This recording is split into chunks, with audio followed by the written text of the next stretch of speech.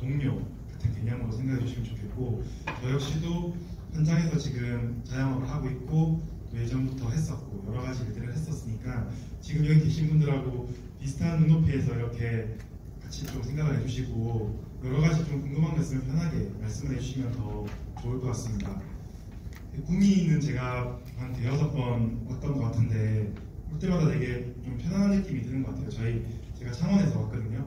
창원도 구미하고 되게 비슷한 색깔을 많이 가진 동네인 것 같거든요. 그래서 제가 구미라는 곳을 속속들이 알지는 못하지만 굉장히 좀 창원하고 비슷한 느낌의 비슷한 이런 산업 구조를 가지고 있는 동네라서 우리의 사례가 되게 좀 구미하고도 잘 맞지 않을까 그런 생각을 좀 하고 있고요. 제가 사실 좀 여기 계신 분들이 지금 창업을 앞두거나 소상공인으로서 이미 창업에서 활동을 하고 계시다고 들었는데 아실까요? 네, 좀 더 마음이 편안해집니다. 제가 사실은 좀 상관없는 그런 곳에 가가지고 이렇게 얘기를 할 때면 너무 좀 소통이 좀 잘 안 되더라고요. 그래서 좀 제가 아무리 얘기를 해도 이제 공감대 형성이 좀 안 되던데 그래도 저희는 이제 창업을 해왔고 어떻게 이런 골목길을 만들어왔고 왜 만들었고 앞으로 어떻게 할 것인지 그런 얘기가 주가 될 거거든요. 그래서 좀 당장에 이런 거에 관심이 있어서 지금 진행하시는 분들도 계실 거고 앞으로 계획을 하시는 분들도 계실 건데 좀 편안하게 좀 말씀해 주시면 감사하겠습니다.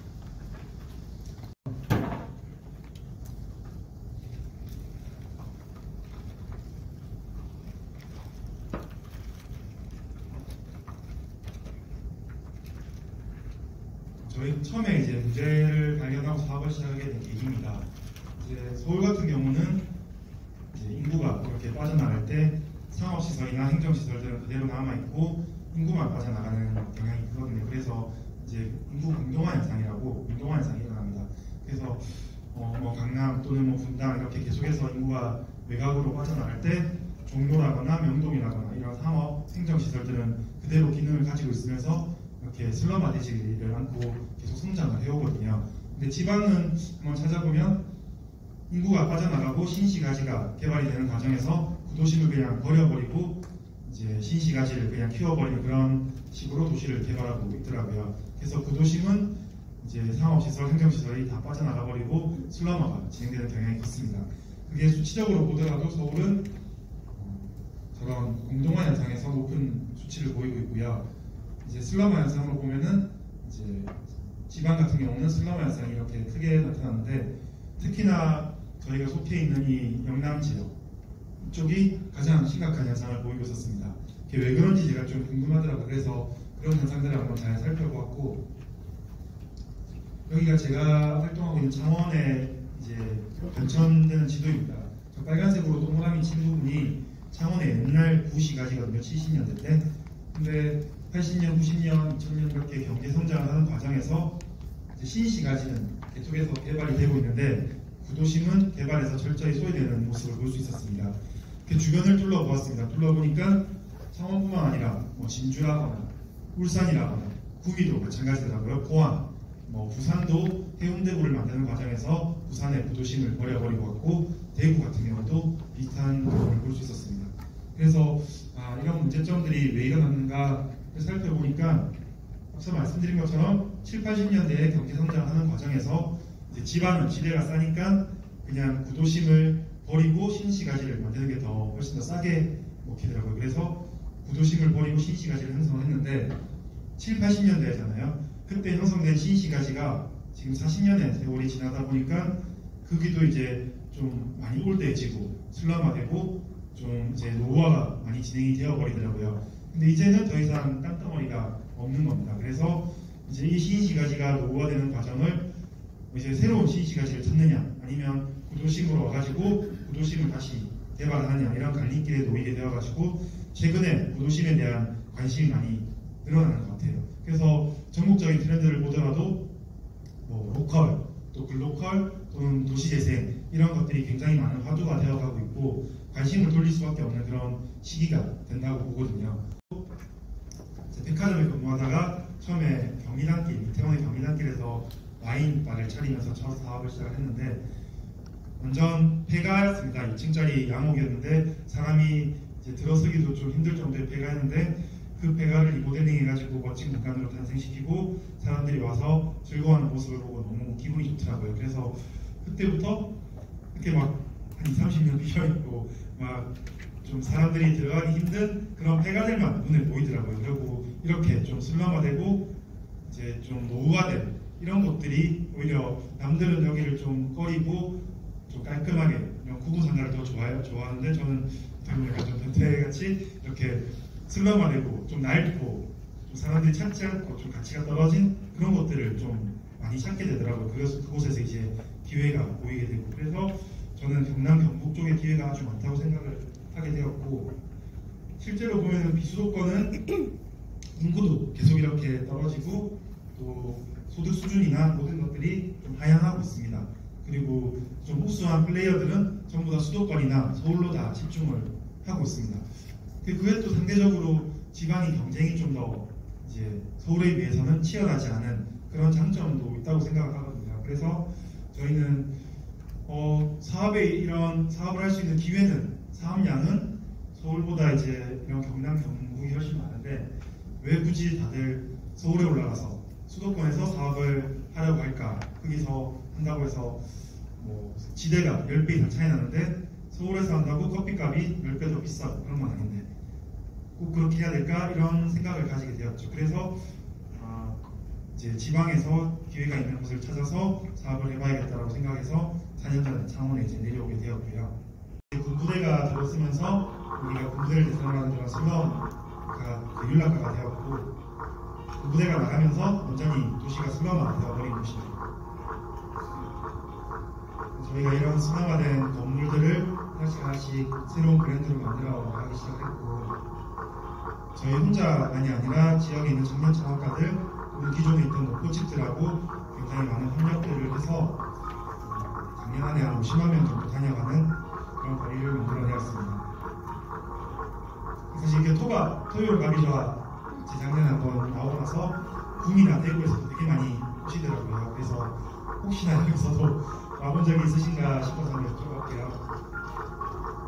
저희는 창원에서 지금 시작을 했지만 마산 쪽 프로젝트를 지금 진행을 하고 있고요. 울산이라거나 구미도 마찬가지고 말씀을 드렸고 그런 기회는 많은 지역이라고 저희가 판단을 했고 그 안에서도 저희가 거제라거나 이렇게 바다를 대상으로 한 인문 자원보다는 자연 자원을 대상으로 한 그런 곳들은 제외를 해서 입지를 선정을 했습니다. 그래서 저희 자연 자원보다는 인문 자원을 좀 더 중요시 여기고 그런 인문 자원에서 스토리를 뽑아내는 것을 재밌어하고 가치 있게 생각을 하고 있습니다.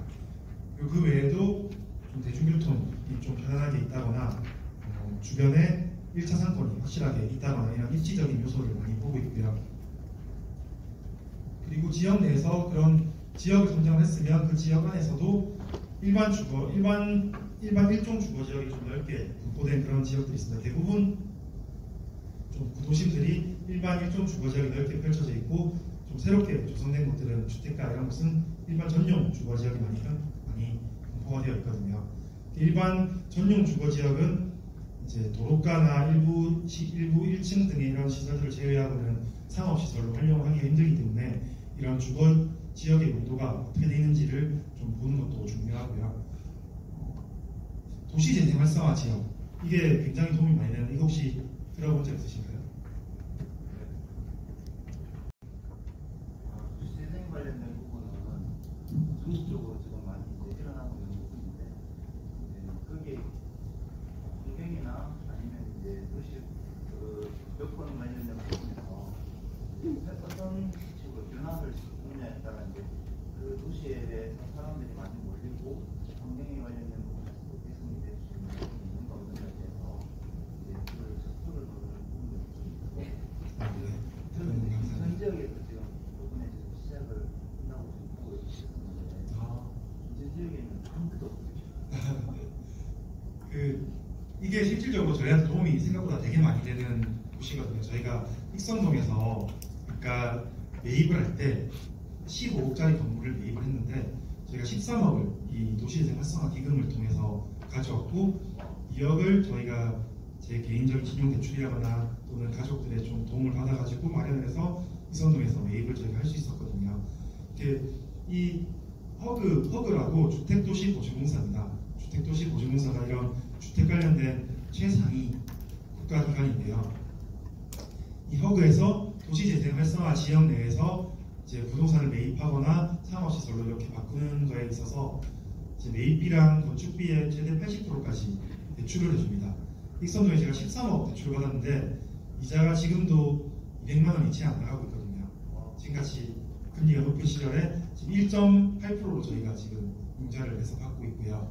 그래서 어쨌든 이 지금 뭐 좀 어리시고 창업을 준비하시는 분들도 계시고 또는 어느 정도 단계에 이제 또 다다라서 매입을 해가지고 병행을 하시는 분도 계실 건데 결국에 나중에 사업을 하다가 성장을 하면은 매입까지도 하는 게 더 이득인 경우가 생기거든요.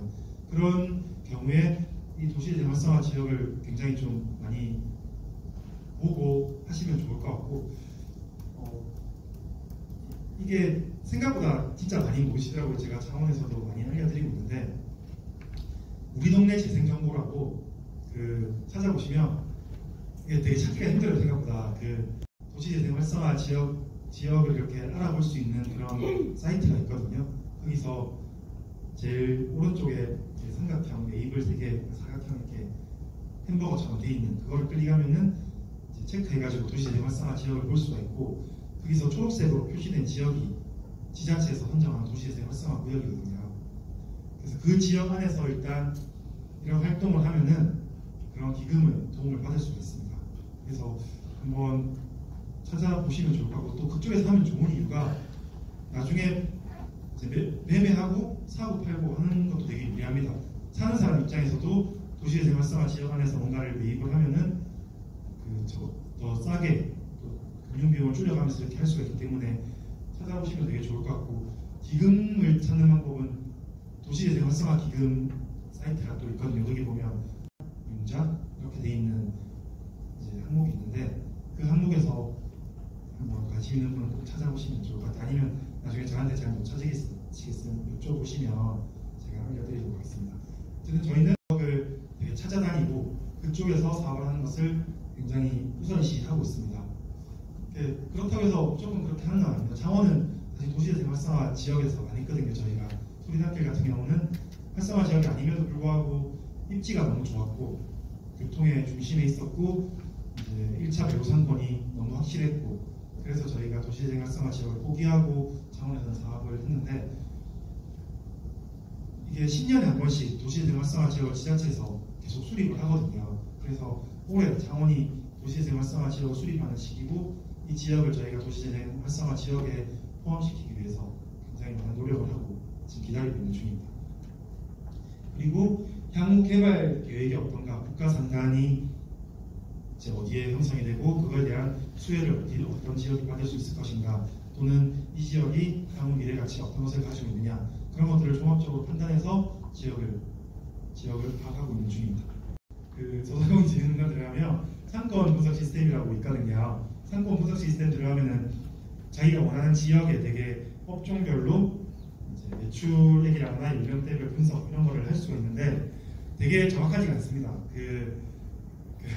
대부분 뭐 아이들이 부모님 카드를 쓰는 경우도 있고 뭐 좀 카드 기준으로 해가지고 이렇게 하다 보니까 완전히 카드사 데이터처럼 정확하지는 않거든요. 근데 좀 의미가 있는 거는 비슷한 지역을 찾는 거는 좀 의미가 있는 것 같아요. 저희가 이제 진주점에 오픈을 하는 과정에서 진주를 분석할 때 많이 썼던 건데요. 카드 데이터가 여기 보면은 주요 고객이 50대 여성, 그리고 최다 이동 요일이 뭐 일요일, 이런 식으로 좀 우리가 타겟하고 있는 지역과 유사한 그런 지역들을 발견하는 데는 또 유의미한 자료로서 활용이 되더라고요. 그래서 한번 들어가셔가지고 이렇게 한번 보셔도 되고, 요즘은 좀 민간에서도 나오는 그런 상권 분석 시스템 같은 것들이 많이 있으니까 한번 보시면 좋을 것 같고, 혹시 이렇게 민간 서비스 중에는 밸류맵이라는 사이트 혹시 아시나요?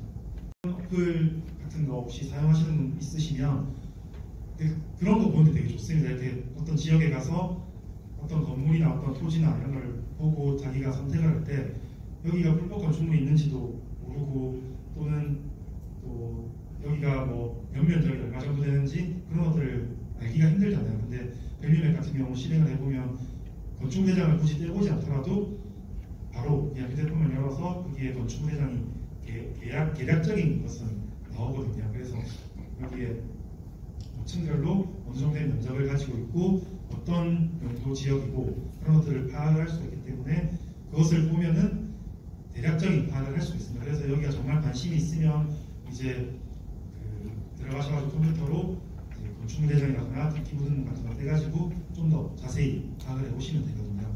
저희가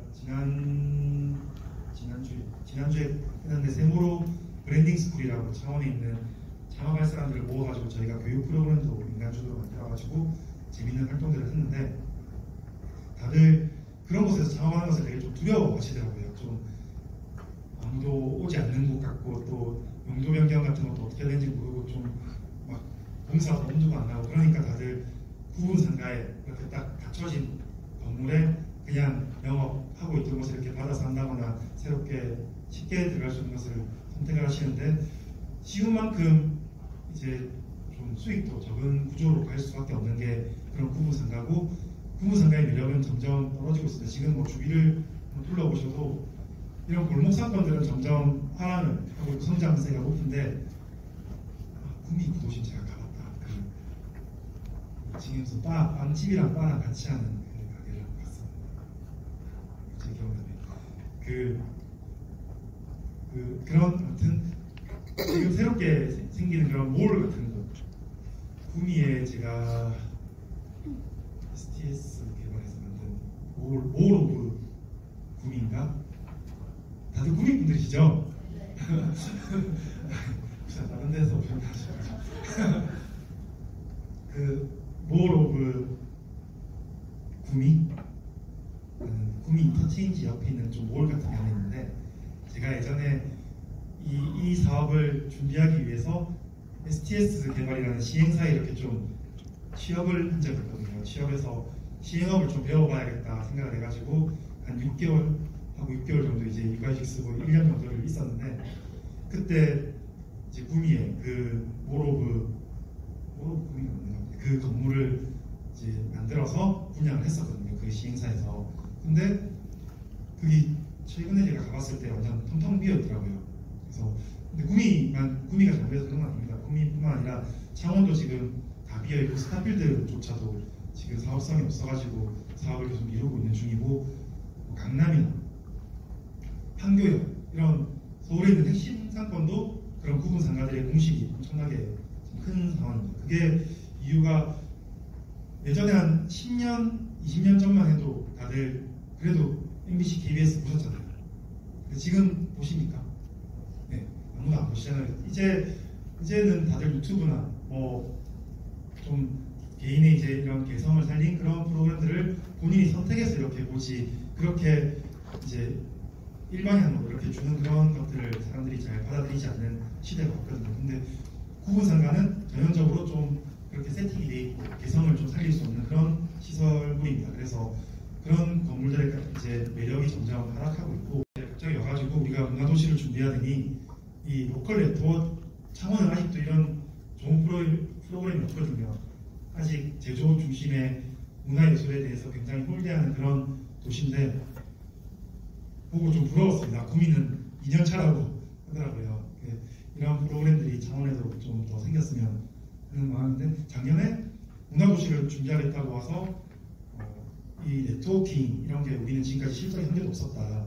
좀 해달라 해가지고 로컬 네트워킹을 하게 되었고 창원, 마산, 뭐 진해 할 거 없이 이렇게 지역에 있는 이런 소상공인들과 또 로컬 크리에이터들을 만나서 모임도 하고 시에서 이제 비용을 다 대주니까 네트워킹을 하다 보니까 너무 좋더라고요. 제가 생각했던 거 이상으로 훌륭한 분들이 굉장히 많이 계시고 협업할 수 있는 포인트가 되게 많아가지고 사실은 그 네트워킹 데이 덕분에 그 사람 우리끼리 모여가지고 축제 한번 만들어보자 얘기가 나서 이런 축제도 만들 수가 있었던 거거든요. 그래서 관에서 이제 뒤에 따라붙게 만드는 게 더 중요하지 않나 그렇게 생각을 하고요. 결론은 저는 저희 혼자서는 만드는 것은 이제 불가능한 일이라고 생각합니다. 그래서 주변에 같이 협업할 수 있는 사람들 또는 주변에 있는 동료들 또 옆에 있는 상인들하고 같이 이렇게 좀 잘 만들면은 불가능한 것도 할 수 있지 않을까라고 생각을 하고 창원 프로젝트가 저희가 한 50억 정도 규모였는데 마산 프로젝트는 지금 한 400억 정도 규모로 지금 생각을 하고 있거든요. 저희도 좀 규모를 키워가지고 지금 큰 프로젝트를 하려고 하는 거고 마산도 할 수 있는 이유가 이제 팀이 좀 많이 생기게 되었습니다. 창원에서 정말 매출액 3, 40억씩 하는 그런 대표님들이 함께 지금 모이게 되었고 또 매출액이 작더라도 정말 열정 있고 좀 잘하는 그런 좀 콘텐츠 생산 능력이 좋은 그런 분들이 함께 하겠다고 지금 많이 몰려들었고 또 우리가 소리난길이라는 그런 사례를 잘 만들어 놓으니까 이제 경남 벤처 투자라거나 또는 다른 기관들에서 지금 같이 투자를 해서 만들어 보겠다라고 지금 많이 붙어 있는 상태입니다. 그래서 저희가 조금 더 규모 있는 상권을 민간 주도로 지금 만들 수 있게 된 거고요. 오정도시 구미는 재밌는 동네가요? 구미도 좀 결이 비슷한 그런 동네인 것 같은데 근데 대전 지금 핫하잖아요. 대전 간다고 안 하고 다들 어디 간다고 하죠? 네, 성심당 간다고. 성심당이라는 브랜드가 대전의 이미지를 바꿔놓았습니다. 그 대전 간다고 안 하고 성심당 간다고 하면 뭔가 굉장히 핫한 곳에 가는 그런 느낌이 되어버렸고 대전이라는 도시가 그런 동네가 아니었거든요. 그리고 양양은 예전에 강릉하고 속초 사이에 낀 그냥 지나가는 길목에 있는 이름 없는 도시였는데 지금 양양이 뭐하러 가죠? 네, 서핑하고 가잖아요. 서핑의 성지가 되어가지고 대한민국에서 가장 핫한 홍대보다 더 핫한 여름에 그런 동네가 되어버렸잖아요. 그래서 이런 지역에 있는 그런 로컬 브랜딩이 지역 경제 전체를 살려준다는 게 검증이 돼버린 거죠. 그래서 이제 정부에서도 보니까 정부가 정책을 직접 주도해서 나가가지고 성공한 사례가 전혀 없는 겁니다. 우리도 창원도 창동이라고 정부에서 10년 동안 1조 가까운 돈을 쏟아부었는데 망한 전국 최고의 실패 케이스가 있거든요. 그래서 이렇게 하면 안 된다는 것을 이제 정부에서도 알게 되었고 저희가 중기부 사업 올해 받은 사업이 동네상권 발전소라는 사업인데 그게 1억 5천을 저희한테 올해 주면서 12월까지 앞으로 5개년 이 동네상권의 5개년 계획을 수립해봐라. 그거를 이제 준 사업이거든요. 그래서 5개년 계획을 수립을 하면 5년 동안 100억의 최대 100억의 예산이 들어와가지고 상권을 활성화해주는 그런 사업이 있습니다. 근데 작년까지만 해도 이 상권 활성화 사업은 지자체에서 다 계획을 세웠거든요. 지자체에서 계획 세워서 지자체에서 다 수행을 했고 이제 진행을 했는데 그렇게 하다 보니까 성공한 사례가 하나도 없는 겁니다. 그래서 올해 처음으로 민간에서 계획을 한번 세워보자 하고 해서 민간기관의 계획 세우는 게 처음으로 시도를 한 거고 전국의 13개 민간기관에서 각 지역별로 지금 계획을 수립하고 있거든요. 저희가 제우스 사회로 선정이 되어가지고 장관님 앞에서 지난달에 발표도 했었고 어쨌든 장관님도 그렇고 장관님 그 중소벤처기업부 장관님이 가는 곳마다 보면은 지금 로컬 관련된 곳만 다니고 계시고 옛날에는 제조공장하고 뭐 방위산업체하고 이런 게 더 중요했잖아요. 저희 경남 도지사님도 박완수 도지사님도 예전에 처음 부임되셨을 때만 해도 제조 중심, 항공 이런 거만 키워야 된다고 계속 강조하시다가 최근에 생각이 좀 많이 바뀌시더라고요. 그런 예를 들면 저기 하동에 그 에코맘이라고 혹시 들어본 적 있으신가요? 아시나 본데 그 이유식 예비 장사신가요? 들어보네. 하고 계시구나. 그 뒤에 분 혹시 하고 계세요? 예비 장사신 브랜드를 만드시려고 하시는 거예요? 네. 종목은 어떤 거 생각하시나요? 카페 향수요. 향수 어울리시네요. 그 브랜드를 하면서 제 개인적인 생각이지만 일단 저는 스토리가 굉장히 중요하다고 생각하고 있고 두 번째로 생각하는 게 좀 촘촘함이 되게 중요하다고 생각을 하거든요. 그래서 이 장표를 보여드리는 게 저희가 브랜드를 만들 때 어떤 기준을 가지고 어떤 식으로 만들었는지를 좀 좀 말씀을 드리고 싶은 거고, 제가 굉장히 잘해서 사실 이런 브랜드들이 성공을 한 게 아닙니다. 제가 잘한 거라고는 여러 개의 브랜드를 만들어봤고 실패를 많이 해봤습니다. 글로서울도 마찬가지예요. 글로서울이 익선동에 저희 가게에 5년 동안 있으면서 4개의 브랜드를 바꿔갔거든요. 그동안 계속해서 실패를 많이 했고, 실패한 곳에서 배울 게 더 많거든요. 사실은 성공한 가게에 가봤자 이렇게 좋은 거 많이 했으니까, 돈 많이 들였으니까 성공했다, 이런 것들은 보여지지만 뭔가 굉장한 엣지 포인트는 안 보이는데, 실패를 한 가게를 한번 가보시면 여기는 이러니까 좀 손님이 안 오는구나, 이래서 안 되는구나, 이게 더 많이 보이고 더 배울 게 많거든요. 저도 많은 브랜드를 만들어 보고 또 실패도 해보고 또 성공도 해보고 하면서 이제 깨달은 부분이고, 내가 촘촘하게, 정말 촘촘하게 준비를 하면 할수록 고객들은 그거를 알고 받아들여주고 좋아하게 되는구나. 그래서 하나의 브랜드를 만들 때도 정말 많은 관심과 신경을 써서 잘 만들어야겠구나, 이런 생각을 많이 하게 되더라고요. 그래서 제가 이렇게 신경 못 쓰고 그냥 내가 술 좋아하니까 술집 만들어봐야지, 내가 좋아하는 안주 이렇게 해가지고 하면 잘 되겠지라고 했던 것들은 다 망했습니다. 신기하게 제가 커피를 안 마시고, 제가 와인도 안 좋아하고 빵도 안 좋아하고 그러거든요. 근데 제가 안 좋아하는 거는 다 잘 되고, 제가 좋아하는 것들은 다 실패하더라고요. 그것 또한 약간 이유가 있는 게, 제가 좋아하면은 제 주관이 너무 많이 들어가게 되더라고요.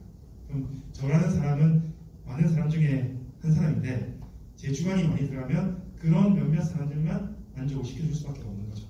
근데 제가 좀 더 안 좋아하는 것들을 오픈하면 제 주관이 전혀 안 들어가게 되더라고요. 그러니까 객관적으로 바라볼 수 있게 되고, 그냥 많은 사람들을 만족시키려면 어떻게 해야 되는지를 더 잘 볼 수가 있게 되더라고요. 그래서 좀 주관이 좀 덜 들어가는 것이 좋지 않나라고 생각하는 거고, 브랜딩으로 다시 돌아오면, 오가는 저희가 이 공간에 왔을 때 처음에는 이 공간을 이제 6개의 그런 율락 시설이 이렇게 둘러싸고 있었습니다. 그래서 안에 한옥이 있는지도 안 보이고 건축대장에도 없어가지고 저희가 갈 수 없는 그런 공간이었는데, 그런 밖에 둘러싸고 있던 율락 시설들을 다 철거하고 하니까 안에 이런 작은 한옥 공간들이, 작지만 느낌 있는 한옥 공간들이 안에 남아 있었고, 저희가 뼈대만 살리고 이걸 복원하고 건축부대장의 등재까지 시키면서 이 공간을 살려내었습니다.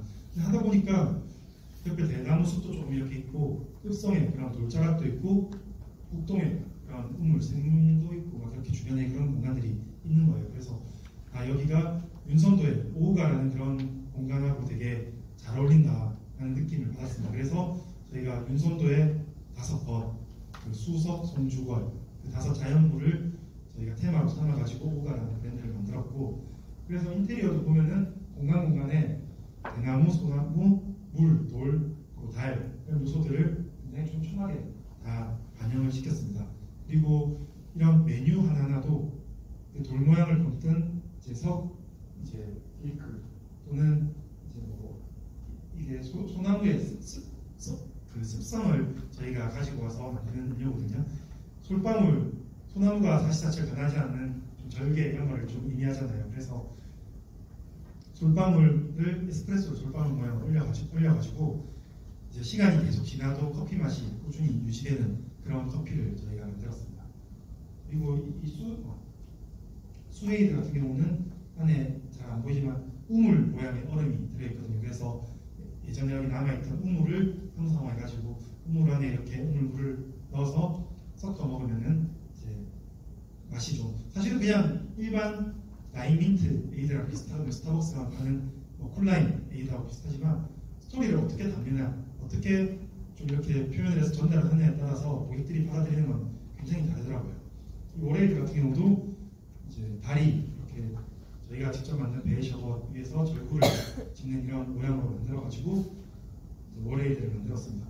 저희가 이런 제품들을 출시한 지 지금 3년이 됐는데도 불구하고 아직까지도 전국 어딜 가도 아메리카노를 이런 다른 베버리지가 이긴 케이스가 거의 없거든요. 근데 저희는 항상 상위권에 아메리카노는 당연히 있는데, 한 번씩은 오레이드나 스웨이드, 여름철 그럴 때는 오레이드, 스웨이드, 송플레다이트 이런 것들이 아메리카노를 넘을 만큼 인기가 많은 경우도 있었습니다. 그래서 오시는 분들이 이게 7,500원씩 하거든요. 플랫화이트만 6,500원인데 그럼에도 불구하고 비싼 가격을 주고도 이렇게 사드실 의향이 있는 그런 제품들을 만들었고 이런 것들이 약간 좀 촘촘하게 적용이 되어가지고 사람들이 또 오는 그런 공간이 될 수 있을 것 같습니다. 이 두 번째 케이스인데요. 식당이거든요. 박말순 할머니께서 이 공간에 20대에 시집 오셔가지고 60년 넘게 사셨던 공간이고 저희가 이 공간을 얻기 위해서 박말순 할머니와 5따님을 한 30분 넘게 만나가지고 설득을 했습니다. 할머니께서 안 가신다는 거 따님들이 이렇게 설득을 해서 가시게 된 거고 이 공간에 처음 들어왔을 때 느낀 느낌이 예전에 외할머니 댁이나 할머니 댁 갔을 때 그 정겨운 좀 첫 번째 감정이었습니다. 그리고 이 텃밭에서 예전에 가면 외할머니가 이렇게 상추나 이런 야채들을 가져와가지고 따뜻한 한 끼 만들어 주시던 그 느낌이 저희가 너무 많이 들고 그걸 한번 고객들에게도 좀 전달을 해주면 어떨까라는 생각을 했습니다. 그래서 이름도 박말순 할머니의 성함을 따서 박말순 식당을 만들었고 저희가 양식을 하지만 토시라거나 전복 차원을 바닷가이기 때문에 주변에서 흔히 구할 수 있는 그런 제철 식재료 그리고 꽈리, 고추, 고사리 또는 미나리 등 이렇게 철마다 좋은 식재료들을 활용을 해서 양식을 만들었고 처음에는 되게 어색해하셨어요. 사람들이 이게 무슨 양식이냐 이건 양식 이탈리안 하면은 그 이탈리아 쿠키를 못한 것처럼 토마토, 바질, 오일을 가지고 이렇게 적절히 섞어가면서 하는 음식이라고 생각을 하는데 저희는 좀 생각이 좀 달랐거든요. 이탈리아 그거를 하면은 그냥 평범한 그런 음식밖에 되지 않을까라고 생각했고 지역에 있는 제철 식재료로 그거를 구현한다면 훨씬 더 의미가 있고 건강하다고 생각을 했습니다. 그래서 이것을 계속 좀 주장을 했고 아까 제가 좀 이렇게 고집을 가지고 좀 나아가야 된다고 말씀을 한번 드렸던 것 중에 하나가 식당이면 더 그게 필요하다고 생각을 들거든요. 처음에 오픈했을 때 지인들도 오고 여러 사람들 와서 여러 말씀을 하잖아요. 그리고 리뷰 같은 것도 달리고 처음에 양 적고 비싸다 이게 양식이 아니다 이런 반응이 대부분이었거든요. 그래서 되게 속상했지만 굴하지 않고 저희의 좀 주관을 끝까지 좀 잘 밀어붙였습니다. 저희의 브랜딩을 위해서. 그래서 저희는 고사리도 중국산을 쓰지 않고 국산 고사리를 쓰고 있습니다. 또 채끝도 가장 좋은 부위만 해서 이제 숯과 장작에 직접 구워서 나오기 때문에 훨씬 더 풍미가 좋습니다. 이런 것을 꾸준히 강조하고 사람들에게 알리고 소통을 했습니다. 근데 한 3개월에서 6개월 정도 지났을까요? 갑자기 여론이 이렇게 막 바뀌어 있더라고요. 여기는 특별한 날 손님 모시고 가기 좋은 곳이다. 여기는 가면은 이제 속이 편안하다. 여기 너무 고급지고 분위기도 좋다. 그런 식으로 갑자기 이제 분위기가 바뀌고 저희가 추구했던 그걸 계속 이렇게 밀어붙이니까 어느샌가 사람들이 그것을 이제 이해를 하고 그렇게 같이 가고 있더라고요. 그래서 저희가 올해 블루리본 받으면서 그 코카콜라에서 전국에 550개만 주는 레드리본도 저희 이번에 같이 수상을 했거든요.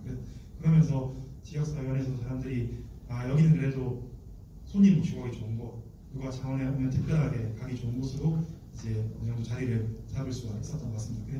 그래서 브랜딩을 할 때 촘촘하게 하는 거 그리고 스토리를 좀 담고 좀 자기가 확실하다고 생각하면 본인 스스로 제일 잘 아실 거라고 생각합니다. 내가 이게 맛이 만족스러운지 아닌지 이게 좀 내세울 만한 정말 좀 퀄리티인지 아닌지는 본인 스스로 제일 아시는데 정말 좋은 제품을 만들었다면 그것을 좀 휘둘리지 않고 이렇게 밀어붙이는 우리 스토리를 계속 알리는 그런 과정도 좀 필요하다고 생각을 하고요. 특히나 저는 지인들 절대 지인들이 오면은 좀 편하게 난가를 막 말하세요. 좀 좋다고 말하는 것도 별로 도움 안 되는 것 같고 나쁘다고 말하는 것도 크게 도움 안 되는 것 같아서 싱겁다 짜다 그런 말을 듣고 간을 바꾸거나 또는 제품에 자기가 추구하던 그거를 이제 바꿔버리면 오히려 맛의 일관성이 없어지고 오는 사람마다 평이 계속 달라지게 되고 휘둘리게 되면은 식당은 오래가기 힘들다고 생각을 하거든요. 그래서 그런 것을 좀 고집을 가져가는 게 중요하다고 생각이 들고요. 정도는 제 방문을 하는 그런 공간으로서 계속 가져가는 거고 이렇게 될 수 있었던 건 저희가 예를 들면 그런 토박이나 또는 최근에도 MGC 다녀오고 했는데 그런 걸 할 때 저희 가게만 소개해달라고 부탁하는 적이 한 번도 없거든요. 와서 우리 가게를 집중적으로 하지만 이 거리 전체를 돌아보고 이 거리를 전체를 소개해주는 것에 좀 더 포커싱을 맞춰달라. 그래서 비용을 지불하지 않았지만 주변에 있는 청년 창업가들 가게에 한 번씩 다 들러달라고 저희가 부탁을 하고 같이 이렇게 좀 키우려고 노력을 많이 하고 있습니다. 그래서 구도심은 목적의식을 가지고 오거든요. 여기에 시내처럼 이렇게 지나가는 사람이 많아가지고 지나가다가 여기 좋으니까 가봐야지라고 하는 사람 거의 없거든요. 오늘 나는 여기 가야지라고 오는 경우가 훨씬 많고, 그렇게 하려면 이 거리 전체가 좀 풍성해지고 알려지고 계속 볼륨이 커져야 장기적인 성장이 가능하다고 생각을 했습니다. 그래서 계속해서 그렇게 하고 있는 중이고요. 상품 기획을 통해서 사실 오프라인 매출은 한계가 있잖아요. 그래서 여기 계신 분들도 온라인 쪽, 또 스마트 스토어 이런 거 계속 해드릴 건데, 춘천하면 뭐가 제일 먼저 떠오르시나요? 닭갈비요? 감자밭이요? 감자방이라고 하셨죠? 네. 예전에는 춘천하면 닭갈비였거든요. 근데 지금은 춘천하면은 감자빵을 더 많이 떠올립니다. 감자밭 이미수 대표님이 그 네이버 스마트 스토어에서 재작년인가 매출이 100억 나왔었거든요. 그래서 춘천의 그 이미지를 바꿀 정도의 그런 로컬 브랜드가 탄생하고, 이미수 대표님도 처음에는 아버지가 감자 농장이 있으시니까 그냥 조그맣게 시작을 하셨어요. 그걸로 감자로 파스타도 만들어보고 면도 만들어보고 다양한 빵들을 만들어 보시다가 결국 감자빵으로 이렇게 좀 대박을 터뜨리신 거거든요. 그래서 여기 구미에서도 저는 로컬 이런 걸 물어보면 항상 이렇게 얘기해요. 창원하면 여전히 노잼도시, 공업도시, 이런 재미없는 도시인데, 창원도 감자빵 이런 것처럼 성심당처럼 좋은 브랜드가 나오고 우리 세모로드가 따뜻한 이미지로 좋은 정착을 하게 된다면 창원에서 떠올리는 이미지가 이제 바뀔 수 있지 않을까. 구미도 마찬가지로 구미에서 이런 역량 있는 크리에이터 분들이 좋은 브랜드를 만들고 같이 협업해서 좋은 거리를 만들고 하면은 구미 이미지가 새로운 이미지로 또 바뀌는 또 그런 게 되지 않을까. 결국엔 점점 지역이 이제 그런 걸로 소통이 되고 그런 걸로 이해가 되는 시대가 다가올 것 같거든요. 지금이야 관광객들이 서울이나 부산, 제주 중심으로 하고 있지만 외국인 관광객들도 결국에 한국 관광이 점점 활성화가 되면 지방 관광을 하게 될 거고, 그 지역마다의 가보고 싶은 공간들이 또 궁금한 그런 음식들이나 그런 문화들이 있을 거거든요. 그런 것들을 우리가 계속 만들어 나가는 게 중요하다고 생각을 하고요. 그래서 저희는 매장만 하는 게 아니라 이런 상품도 기획해보고 또 이런 관광 골목 투어 또는 세모로 페스티벌 축제 이런 것들도 계속해서 만들어 나가는 중입니다. 그래서 이게 되게 중요하고, 사례가 만들어지면 그 사례를 가지고 다양한 분야로 또 확장을 할 수 있고 사업을 더 확대해 갈 수가 있습니다. 그래서 저희도 이런 사례를 가지고 지금 다른 지역으로 확장을 준비하고 있는 중이고요. 그리고 저희가 봤을 때 창원이 좀 그런 크리에이터들의 양적이나 질적이나 좀 많이 부족하긴 합니다. 서울이나 부산에 비교했을 때 구미도 지역이고 이제 대구도 많이 가실 거예요. 대구는 좀 또 훌륭한 그런 크리에이터들이 좀 많이 있잖아요. 근데 그런 걸 이제 좀 바꿀 수 있는 거는 우리 스스로 육성을 하고 양성을 하고 로컬 크리에이터들을 만들어낸다면 충분히 경쟁력 있는 그런 크리에이터들이 나올 수 있다고 생각하거든요. 이미소 대표님도 서울에서 학교 다니고 직장 디자인에서 다니다가 춘천으로 유턴하신 거고, 저도 마찬가지로 서울에서 있다가 유턴을 한 케이스고, 커피비치 대표님은 고향은 아니지만 저는 지역으로 가신 케이스고, 지역에서부터 시작한 케이스도 있지만 유턴해오는 그런 케이스들도 상당히 많거든요. 그래서 정말 우리가 이런 제도나 이런 환경이 갖추어진다면 이제 더 이상 서울로 계속 가는 게 아니라 서울로 떠났던 친구들이 다시 자기 고향이나 지역으로 다시 돌아올 수 있다고 저는 생각을 하고 있습니다. 아까 들어오기 전에 빠르게 좀 넘어갈게요. 여기서부터는 앞서 말씀드린 것처럼 무학이라는 콜라보를 하고 있고, 앞으로의 5개년 계획을 지금 저희가 수립을 하고 있는 중입니다.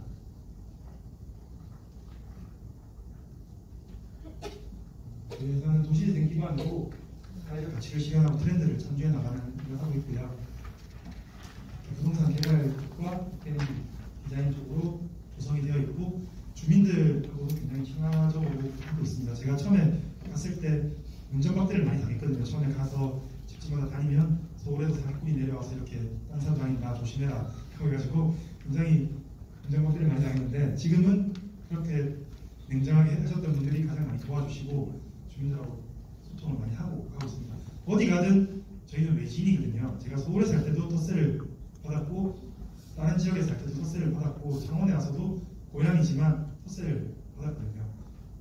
원래 계시는 분들 입장에서는 우리가 나쁜 거지 그 사람들은 사실 잘못한 게 없습니다. 우리가 와서 새롭게 하면 불편하게 생기는 거 그러면 우리가 그들을 이해시켜야 되는 게 당연하다고 생각하고 저도 처음에는 도대체 이해가 안 되더라고요. 이 사람들 진짜 왜 이러지? 내가 이거 좋게 만들어준다는데 왜 이러고 있지? 라고 했는데 그게 저 혼자만의 착각이었더라고요. 그래서 그 사람들이 이해해주는 사람이 오히려 고마운 거고 이해 못하는 사람은 당연한 거니까 그런 사람들한테 좀 더 잘 주고 이렇게 이해를 시키면서 가면은 조금 더 이제 현명하게 사업을 해나갈 수 있을 거라고 생각하고요. 그런 걸 위해서 마음을 좀 나눈다거나 행사한다거나 크게 어려운 일 아니면 그런 활동들은 많이 하는 건 좋은 것 같습니다. 저도 처음에는 못했거든요. 그래서 동네 어르신들한테 개업했는데 떡도 안 돌리고 빵도 안 돌렸다고 이러고 엄청 많이 들어먹고 막 시의원들 도의원들 오면 맨날 우리한테 안 좋은 얘기만 하고 해가지고 정말 힘들었는데 무인정에 빵도 갖다 드리고 막 이렇게 조금씩 하니까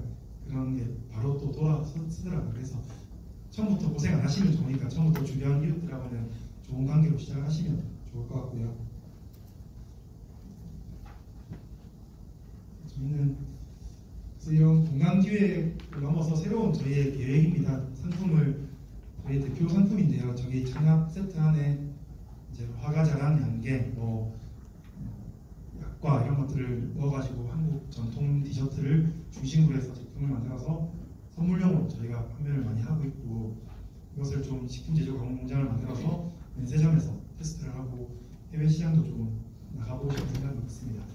저희만 하는 게 아니라 저희가 5개년 계획을 세울 때도 이런 로컬에 있는 푸드들을 혼자서 하면 너무 힘들거든요. 식품 제조가 운영하는 거 그리고 다 하기가 너무 힘들어서 사실 뭐 각자밥 같은 경우는 원래 좀 미시시기도 하고 남편분이 공장을 하시기 때문에 가능했던 일인데 일반인들은 쉽지가 않거든요. 그러면 좀 이렇게 할 수 있는 시설들을 저희는 만드는 걸 5개년 계획에 좀 많이 넣고 있습니다. 그래서 이런 조그맣고 소상공인들, 자영업자들이 이제 소규모로 이렇게 해서 인증을 받은 공간에서 제품을 만들어서 유통까지 할 수 있는 그런 것들을 해서 그리고 그거를 해외 시장에 수출하고 아까 그 하동의 유식 말씀드렸지만 그분하고 동업으로 시작했던 분이 사업을 나중에 분리하면서 지금 더 크게 성공하고 계신 분이 있거든요.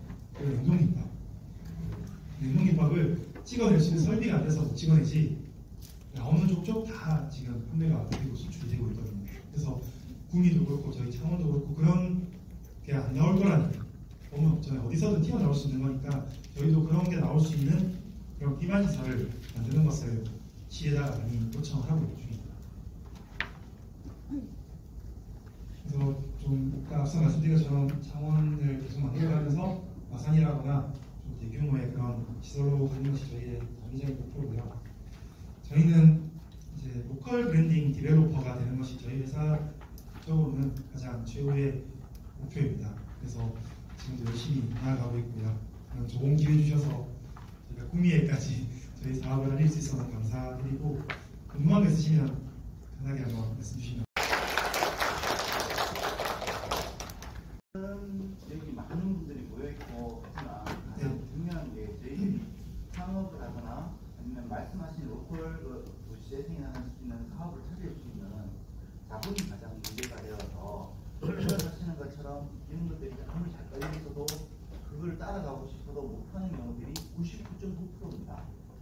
네, 근데 이제 제가 지금 질문하고 싶은 거는 지금 여기에서 있는 모인 사람들이 지금 만약에 이 사업을 따라가거나 할 때 지원을 받을 수 있는 업체다 그러니까 지원을 받을 수 있는 기관이나 아니면은 이제 대표님께서 뭐 지원을 해주신다든가 뭐 여러 가지 뭐 사례들이 있을 건데 그런 관계되는 부분에 대한 그 정보에 관련된 부분을 좀 알고 싶습니다.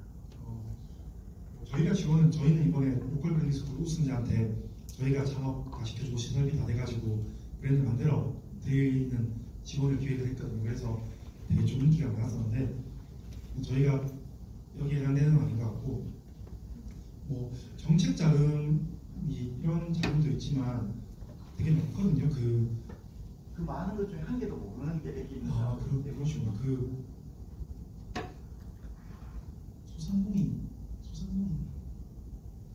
소상공인 창업사관학교 혹시 구미도 있을 걸로 알고 있는데 그 소상공인 창업사관학교가 전국적으로 다 하고 있는 그거거든요. 그게 시설비까지 쓸 수 있는 3천만 원까지 제공해 주는 걸로 알고 있고, 그리고 로컬 크리에이터 사업도 지금 경북대학교에서 주관기관이고 이쪽 지역에서 지금 하고 있는 걸로 알고 있습니다. 이게 만 39세 이하인 것과 그리고 이제 지역 관련된 부분에 따라 내용이 다 분명히 다르기 때문에 네.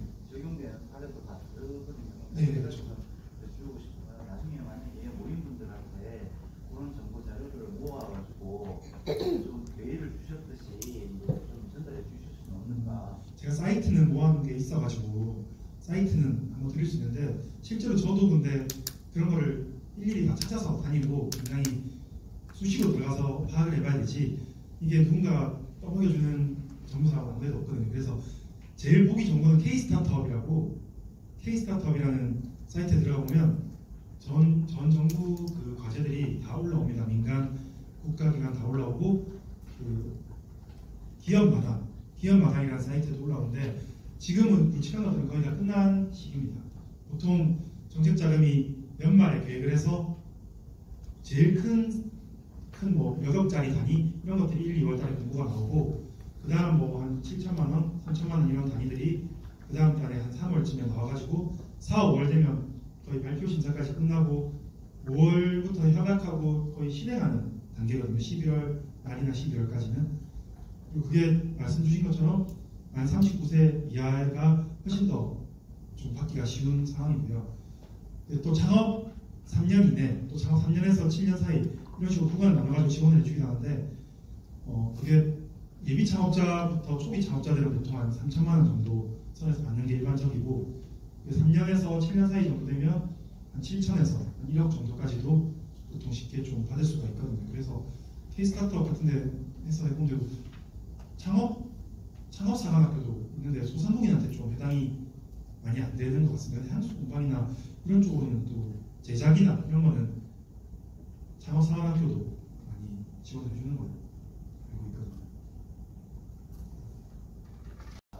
그러니까 그 로컬 크리에이터의 지금 일반 상품 관련된 부분을 형성하기 위한 조건에서 같이 협업을 하거나 그게 된다고 해도 창업을 하려면 일단 아까 자본이 있어야 되는데 자본 관련된 부분을 자기가 뭐 대출하거나 뭐 이런 게 안 되시는 분들도 많이 있어요. 그런 분들조차도 지금 할 수 있게끔 능력은 되고 이제 아이디어는 있고 다 있는데 이제 환경이나 개인 입장에서 이제 그걸 이제 자본을 어디서 어떻게 이제 관리할지 몰라서 못하시는 분들도 할 수 있게끔 깔아주는 그런 지원 사업이나 내용들이 있는지 없는지. 저는 죄송하지만 그런 거는 굉장히 안 좋다고 생각을 하는 편이라서요. 자기가 자본을 모은 것도 자기의 실력이고 저희가 규모가 커서 그렇지 저희가 규모를 그 10분의 1이라고 생각하면 저희도 마찬가지로 우리 에코티는 우리가 마련해온 거거든요. 저희가 어떤 방법을 써서라도 사업을 하는데 자기의 그런 자본 없이 그냥 남의 자본으로 다 했다는 것은 사업이 아니고요. 그렇게 하는 케이스는 사실은 청년몰이나 이런 거밖에 없는데 저는 청년몰을 약간 좀 극도로 싫어하는 그런 편이거든요. 청년들을 그런 공간에 다 밀어넣고 사람들 오지 않는 공간에 밀어넣고 그냥 싼 임대료에 이렇게 창업을 하는데 그러면 청년들도 망치는 길이라고 생각합니다. 그런 시간을 버리게 되고 경쟁력을 잃게 되고 그래서 저는 이런 민간에서 주도하는 이유가 저희는 한 팀이 오더라도 그 사람의 경쟁력을 극대화시키고 싶고 그 사람이 우리가 없더라도 시장에 나가서 경쟁에서 누구랑 싸워도 이길 수 있는 그런 사람이 되어야 된다고 생각하거든요. 그래서 저는 모든 걸 지원해 주는 건 말이 안 된다고 생각하고 또 안 좋다고 생각해요. 지원해 주는 만큼 정부스럽게 할 수밖에 없겠죠. 그거는 별로라고 생각합니다. 빠르게 좀 넘어갈게요. 여기서부터는 앞서 말씀드린 것처럼 무학이라는 콜라보를 하고 있고 앞으로의 5개년 계획을 지금 저희가 수립을 하고 있는 중입니다.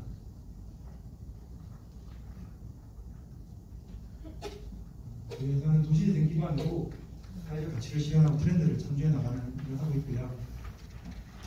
부동산 개발 쪽과 디자인 쪽으로 조성이 되어 있고 주민들하고도 굉장히 친화적으로 하고 있습니다. 제가 처음에 갔을 때 운전박대를 많이 당했거든요. 처음에 가서 집집마다 다니면 서울에서 사람들이 내려와서 이렇게 딴 사람 다닌다 조심해라 하고 해가지고 굉장히 운전박대를 많이 당했는데 지금은 그렇게 냉정하게 하셨던 분들이 가장 많이 도와주시고 주민들하고 소통을 많이 하고 있습니다. 어디 가든 저희는 외지인이거든요. 제가 서울에 살 때도 터세를 받았고 다른 지역에 살 때도 터세를 받았고 창원에 와서도 고향이지만 터세를 받았거든요. 원래 계시는 분들 입장에서는 우리가 나쁜 거지 그 사람들은 사실 잘못한 게 없습니다. 우리가 와서 새롭게 하면 불편하게 생기는 거 그러면 우리가 그들을 이해시켜야 되는 게 당연하다고 생각하고 저도 처음에는 도대체 이해가 안 되더라고요. 이 사람들 진짜 왜 이러지? 이거 좋게 만들어준다는데 왜 이러고 있지? 라고 했는데 그게 저 혼자만의 착각이었더라고요. 그래서 그 사람들이 이해해 주는 사람이 오히려 고마운 거고 이해 못하는 사람은 당연한 거니까 그런 사람들한테 좀 더 잘 주고 이렇게 이해를 시키면서 가면은 조금 더 이제 현명하게 사업을 해나갈 수 있을 거라고 생각하고요. 그런 걸 위해서 마음을 좀 나눈다거나 행사한다거나 크게 어려운 일 아니면 그런 활동들은 많이 하는 건 좋은 것 같아요. 저도 처음에는 못했거든요. 그래서 동네 어르신들한테 개업했는데 떡도 안 돌리고 빵도 안 돌렸다고 이러고 엄청 많이 들어먹고 막 시의원들 도의원들 오면 맨날 우리한테 안 좋은 얘기만 하고 해가지고 정말 힘들었는데 무인정에 빵도 갖다 드리고 막 이렇게 조금씩 하니까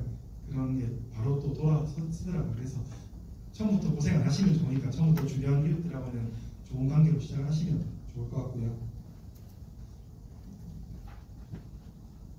저희는 그래서 이런 공간 기획을 넘어서 새로운 저희의 계획입니다. 상품을 저희 대표 상품인데요. 저기 장갑 세트 안에 이제 화가 자란 양갱, 약과 이런 것들을 넣어가지고 한국 전통 디저트를 중심으로 해서 제품을 만들어서 선물용으로 저희가 판매를 많이 하고 있고 이것을 좀 식품 제조 가공 공장을 만들어서 면세점에서 테스트를 하고 해외 시장도 좀 나가보고 싶은 생각이 있습니다.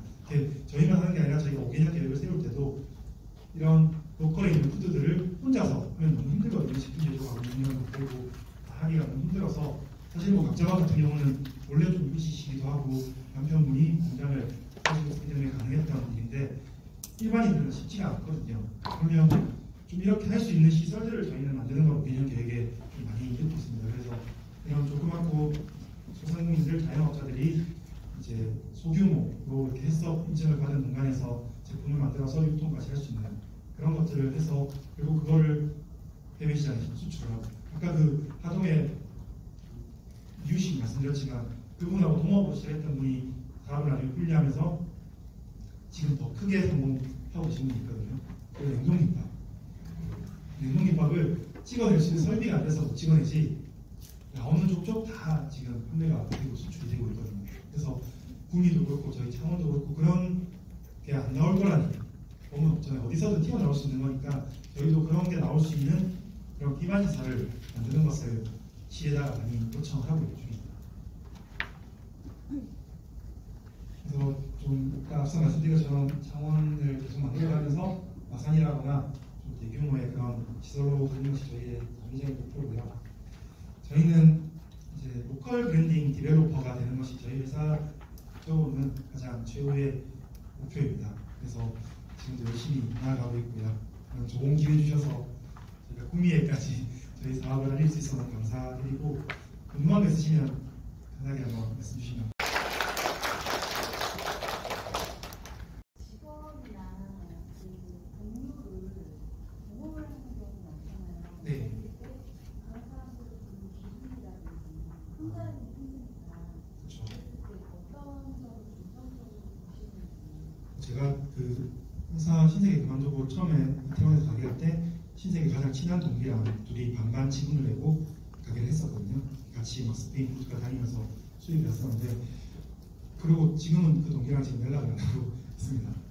이게 조그만 다른데 그 이후로 제가 깨달은 게 동업은 할 수도 있거든요. 팀을 모아서 해야 되고 하는데 누군가가 확실한 지분 구조에 있어서 리딩을 하고 좀 가져가면서 해야 되고 또는 그게 안 된다면 역할 부분은 확실히 해야 될 것 같습니다.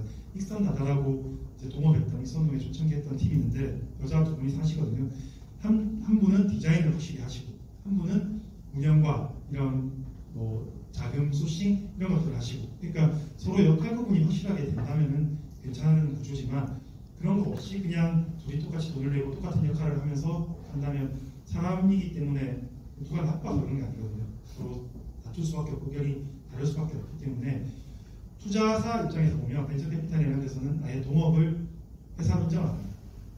대표자가 80% 이상 지분을 가지고 있어야 안정적인 회사라고 생각을 하지, 그게 아니라면 투자를 했다가 언제 그런 갈등 때문에 망할지 모르는 불안정한 구조로 보거든요. 그래서 하시게 되면 정말 역할 부담을 확실히 하거나 아니면 누군가 좀 주도하면서 80% 이상 이제 지분을 가져가고 리스크도 그만큼 좀 가져가는 구조로 하는 게 좋을 것 같습니다. 대표님이 보시기에 전국적인 로컬 사례 중에 그냥 대표님 개인적인 입장에서 가장 성공한 로컬이 어떤 거라고 생각하시는지 궁금합니다. 그리고 그 이유도. 저는 아까 말씀드린 성신당이나 뭐 소피비치, 뭐 감자가 뭐 이런 것들을 저는 제일 좋게 보고, 그 안에서도 보면은 저는 성신당은 예전부터 있던 곳이기 때문에 우리가 새롭게 따라하기는 쉽지 않지만 그 소피비치나 감자박 같은 경우는 정말 저는 존경스럽거든요. 같이 만나봐도 되게 성품도 좋으시고, 그래서 정말 좀 지역을 위해서 그런 생각이 들어요. 되게 같은 돈이 제가 서울에서 예를 들어 그만큼의 에코티를 마련을 해서 이제 그걸로 제가 건물을 사고 건물주가 되는 방법도 있잖아요. 근데 그거는 그냥 개인적인 조그만 수익이 없고 장기적으로 봤을 때는 언제 그게 쳐버릴지 모르는 구조라고 생각하는데, 이거를 사회적으로 좀 더 가치 있는 곳으로 쓰고 가치를 불러넣고 이렇게 사업을 하게 되면 이게 처음에는 돈이 크게 안 될지 몰라도 장기적으로 보면은 나중에 더 큰 돈이 되지 않을까라고 저는 믿고 사업을 하고 있거든요. 그런 의미에서 소피비치 대표님이 제일 저는 멋진 분이라고 생각합니다. 들어주시고 이렇게 해주신 것 같아서 정말 다시 한번 감사드립니다.